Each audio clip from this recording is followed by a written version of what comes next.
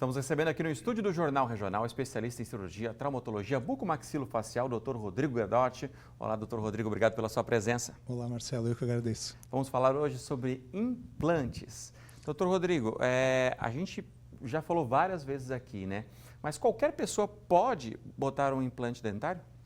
Pois é, a indicação dos implantes é sim, ela pode ser colocada em qualquer pessoa, desde a hora que esteja estabelecendo uma certa idade em relação à parte do período de crescimento, ou seja, tem que ter passado o período de crescimento inicial, e idade para cima, digamos assim, não se estipula-se uma idade máxima, mas sim a questão de saúde geral do paciente, e isso independe da idade dele, ou seja, tem pacientes com 18, 19 anos que têm indicação para fazer implante, algumas vezes porque não nasceram com algum determinado dente, geralmente ocorrendo com esses dentes laterais na parte superior, ou em alguns outros dentes, que às vezes a paciente, a gente chama de agenesia, ou seja, a não formação de um dente na boca, e automaticamente a instalação desse implante é indicada. Nessa imagem que a gente está vendo aqui, o que a gente pode falar sobre isso, doutor? Pois é, na verdade ali logo, esse caso é um caso inicial, como ele se apresenta para a gente, a primeira queixa do paciente está faltando esses dentes aqui atrás e eu queria resolver esse caso, eu quero colocar dente aqui atrás para morder melhor. Quando tu faz uma avaliação da arcada de maneira geral, tu vê que tem alguns dentes que estão apinhados, ou seja, fora de posição, alguns dentes que estão deslocados um pouco para um lado, um pouco para o outro, e necessita, primeiro, a gente chama de, entre aspas, vamos falar de uma forma mais simples, preparar o terreno. O que é isso? Colocar os dentes que o paciente possui numa posição mais adequada, onde a gente consegue melhorar o quê? Melhorar toda a formação, a direção da arcada, ou seja, melhorar o posicionamento dos dentes, e aí sim instalar, por exemplo, de um lado onde eram necessários no início 2 implantes, a gente acaba muitas vezes resolvendo com um implante e um dente, por causa que esse espaço um pouco é usado para o alinhamento e nivelamento dos demais dentes e colocação desse implante faltante. Porque a gente já falou várias vezes, né? Quando você está faltando um dente na sua boca, os dentes eles querem se aproximar, né? Então eles vão se movendo dentro da boca. Eles vão se readequando no melhor posicionamento possível. E o que acontece? Isso é fisiológico, é o posicionamento da língua, o posicionamento do lábio, genética do paciente, que ele tem predisposição para ter essas alterações e muitas vezes surtos de crescimento que vão ocorrendo durante a vida, e isso acaba modificando a posição dos dentes. Nós temos mais uma imagem aqui para falar sobre ela. Esse aqui é aquele paciente que perdeu praticamente todos os dentes e coloca então uma prótese? Exatamente. Na verdade, a ideia disso aí é assim, ó. O paciente tem os 6 dentes anteriores, e a gente vai fazer a reabilitação de aproximadamente 3 dentes a 4 dentes de cada lado. Não necessariamente de cada lado da arcada, na parte posterior. Hoje a gente faz todo um planejamento prévio através de estudos tomográficos, estudos com scanner, que é um tipo de uma imagem que é tirada da boca, que joga num software, e esse software casa essa imagem, entre aspas, com a tomografia, e esse casamento dessas malhas, dessas imagens, acaba a gente podendo posicionar os implantes aonde a gente quer.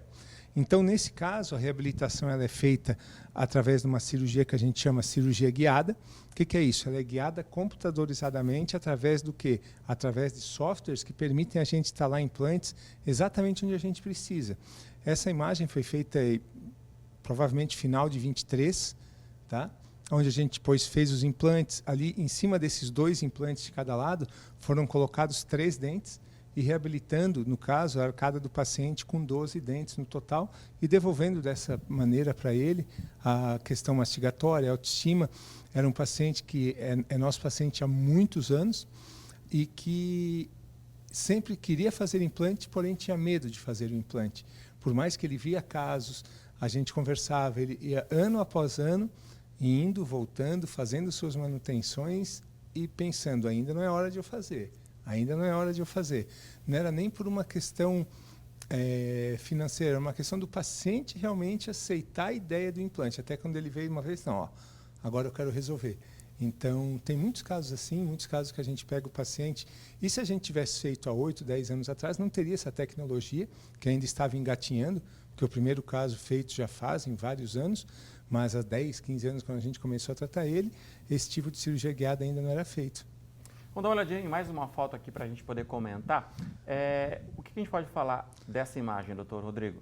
Pois é, isso aí também está cada vez mais comum, fraturas dentárias e reabsorções dentárias. Fraturas principalmente por causa de apertamento e bruxismo, pacientes que têm a questão de apertamento dos dentes acaba fraturando as raízes. E esse caso era um caso do incisivo central, que é o primeiro dente da frente, na parte superior, e que o paciente tinha indicação para remoção. Por que ele tinha indicação para remoção? Porque estava fraturado de uma maneira que não permitia a reconstrução e a restauração da raiz e do dente. Então, nesse caso, a gente faz o quê? A gente faz o escaneamento gera essa imagem aí no computador, onde é casado com a tomografia, e a gente já sabe exatamente onde a gente vai estar instalando o implante. E muitas vezes a gente já vem até com o dentinho, não definitivo, mas o provisório, pronto para instalar exatamente naquela posição, ou já com uma ideia bem próxima. E aí é a mesma coisa, só que é um dente mais para lateral, onde um paciente tinha uma raiz muito longa do dente dele, que estava fraturada. Era um paciente que tinha feito um trabalho há mais de 20 anos, com uma pino dentro da raiz, essa raiz acabou fraturando e automaticamente perdendo a viabilidade de manter essa raiz em boca. Todos esses casos que a gente mostra de implantes são casos de pacientes que já perderam os dentes, como a gente viu naquela primeira imagem, daquela primeira apresentação, como desses aí, onde tinha o dente ainda, mas o dente apresentava um tipo de lesão, um tipo de fratura ou algum tipo de doença que não permitia mais a restauração daquele dente. E o implante ele vai substituir a raiz do dente? O implante substitui a raiz perdida, é como se fosse o suporte que em cima dele vai ser construído o dente. Nós temos mais uma imagem para mostrar? Mais duas, né, se eu não me engano. Não? Eram essas então, as imagens? E assim, na verdade, o que acontece? O que a gente quis dizer com isso? Que a evolução do implante, agora daqui a uns meses a gente está indo para um evento que vai ser em âmbito mundial, onde é desenvolvido todas as tecnologias que as universidades fazem durante 2 anos, é apresentado nessa feira, que é praticamente a maior feira do mundo em relação a isso. E cada vez é apresentado mais novidades, cada vez é apresentado mais equipamentos, e muitas vezes a gente consegue ter uma ideia do que vai estar acontecendo aí nesses próximos 5, 10 anos. Então, como eu falei ali, por exemplo, se a gente for ver, há 10 anos atrás, boa parte disso aí a gente não tinha. Daqui 5, 10 anos, boa parte do que a gente vai estar mostrando, hoje ainda não tem. E assim por diante. E a gente vê que cada vez mais as tecnologias vão se elaborando, os tratamentos vão se aperfeiçoando, a interação de tratamentos, seja através de implantes, seja através de botox, seja através de tratamentos reabilitadores, através de tratamentos preventivos. A gente sempre fala, a evolução é muito constante em relação a tudo. E a gente, só para encerrar também, doutor Rodrigo, a gente fala que também se criou alguns mitos em relação aos implantes. O implante pode ser rejeitado pelo organismo, os implantes causam mau hálito, né? E são coisas que são mitos que as pessoas às vezes têm medo mesmo, né? O receio do paciente de implante geralmente é em relação à parte do quê? Lá no início da implantodontia, essa parte da rejeição era uma coisa muito mais comum, principalmente por causa das técnicas que se usavam do início do aperfeiçoamento das instalações e de tudo aquilo que acontecia. Atualmente, o índice não é nem rejeição, porque o organismo, muitas vezes um paciente que não aceita um implante hoje, por algum motivo tem que ser removido, muitas vezes no mesmo ato a gente já instala um implante, e aquele implante que a gente instala dá certo.